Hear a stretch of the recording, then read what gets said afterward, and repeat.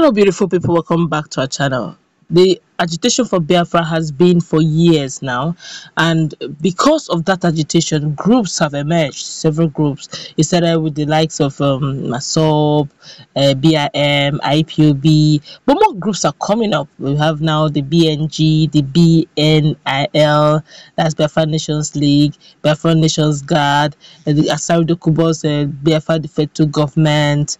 And a whole new ones are coming. Some we don't even know. Some we don't even know their leadership. While these agitations has been going on, ESN has come into bed via IPOB. Now, don't forget some days back, some weeks back, the presidency via his spokesman, senior spokesperson Gabashew had come on, to give credence to the rumor that was being carried earlier on by People's Girls that there was a burglary that took place in the home of Gambari and Asorok. That's Gambari. Then a lot of persons thought it was just rumor until Gabashew clarified the issue that yes, they did come, but nothing was really stolen. That they made an attempt, and the CCTV camera was able to capture them. That's actually investigating the matter.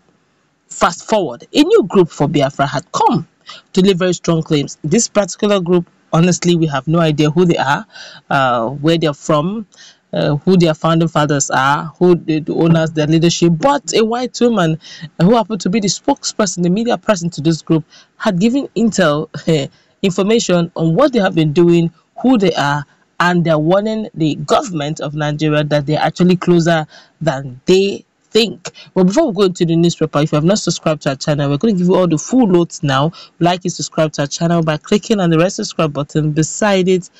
You will see a bell notification icon. Please, by all means, go ahead, click on it to get notified as soon as we update our channel on YouTube. All right, let's go straight into the news of the day. A pro-Biafran group known as Biafra Revolutionary Forces. This is the first time a whole lot of persons have been hearing this Biafra Revolutionary Forces. But let's go on with the news. Well, Biafra Revolutionary Forces, otherwise known as BRF, has claimed responsibility for the burglary at the presidential villa on May 10, 2021.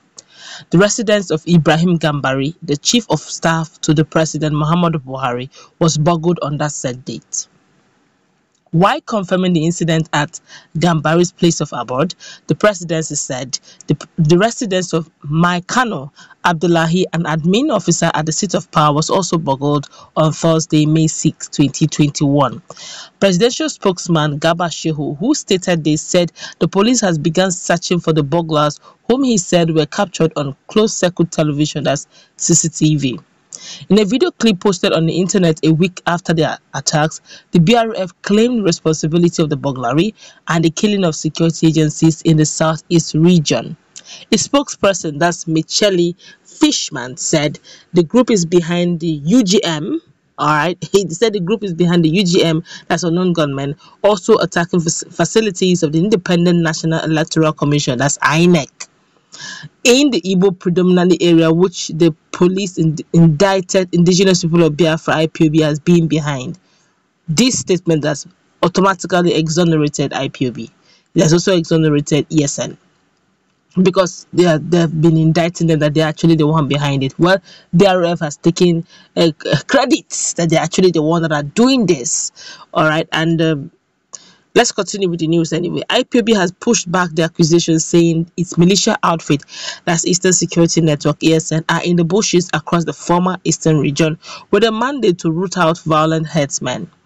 The group, while claiming the attack at the Asorok, queried which armed robbers will attack the most secured compound in the country for a few dollars, as the speculation and as has been speculated in some quarters.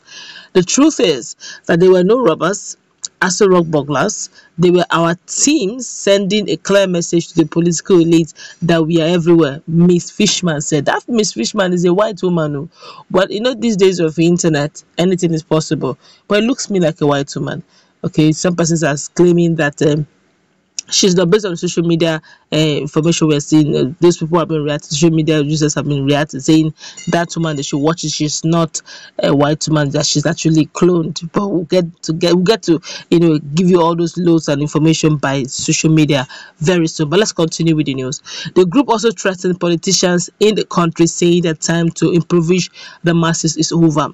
All right, this particular person, the woman who, it's the white woman who has been talking at the background, or who made this information known to Nigerians generally, is her name is Miss Michele Fishman, and she's saying that the group BRF, it's a group that was created to combat or to stop the impoverishment of Nigerians as a whole, and they are taking credit to being UGM. Don't forget that a lot has happened in the southeast in recent years, in recent past, and it has generated a lot of sympathetic calls. Lives have been lost generally on both quarters, both our security personnel and these UGM guys. And generally, there will always be casualties, spoils of such chaotic situations. And I plead, again, please, let's pursue peace. All lives matter. Nigeria is blessed with so many things: human, mineral, natural resources.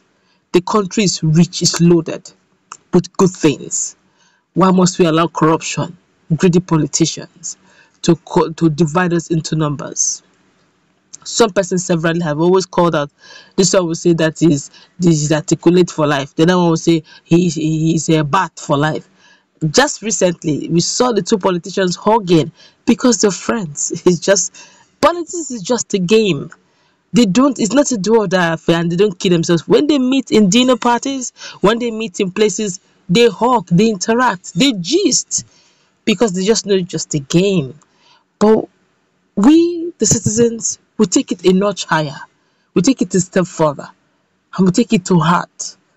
And at the end of the day, we are actually the ones that get played. Can't we look at this beyond politics, look at this beyond a do or die affair? Can we not come on a roundtable discussion? All life matters. Every life counts. No one can create one, and therefore no one should be in a hurry to lose one. No one should be in a hurry to set one ablaze. It's not right. It's not what was meant for. Can we not sit in a dialogue, sit in a roundtable discussion and dialogue this out? We can make things work. We've got countries that are diverse, but yet they're united one way or the other. England that we have is made up of so many people, so many nationalities coming into one. United Kingdom. In United Kingdom, is made up of so many nationalities in one, and they have not gone up in flames. So is United States. United States of America is so diverse, it's so beautiful, yet so huge and so great. Can't we also be like United States of Nigeria? I know I'm asking for too much, but it's not impossible. Yes, that's why we must dialogue. Yes, things are not working well, but we can make this happen. I may be speaking off balance for some of us, but for sake of peace is why I ask for this. But then it's my personal opinion, because every day souls are lost, and those souls are meant to create something in life, but they're short-lived. Let's put in a